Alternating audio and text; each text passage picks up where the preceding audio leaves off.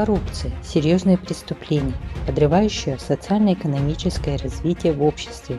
На разных этапах общественного развития коррупция всегда была одним из самых пагубных явлений.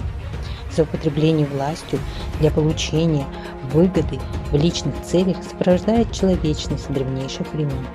Несмотря на то, что история знает немало примеров борьбы с этим злом, к сожалению, оно не изжито до сих пор. На абонементе обслуживания детей среднего и старшего школьного возраста представлена вашему вниманию выставка-обзор «Стоп коррупции».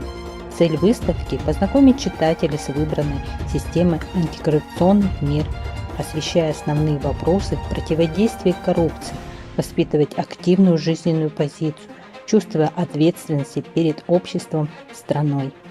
На выставке представлены статьи из периодических изданий и книги по антикоррупционным законам и мерам, направленные на противодействие коррупции.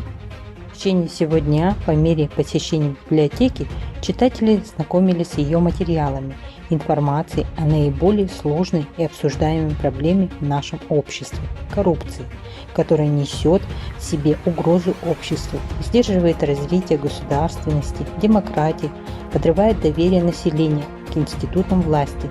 Осуществление противодействия коррупции является приоритетной задачей всех уровней власти. Только взявшись за руки, мы сможем вместе построить свое счастливое будущее в противостоянии коррупции, дело всего общества.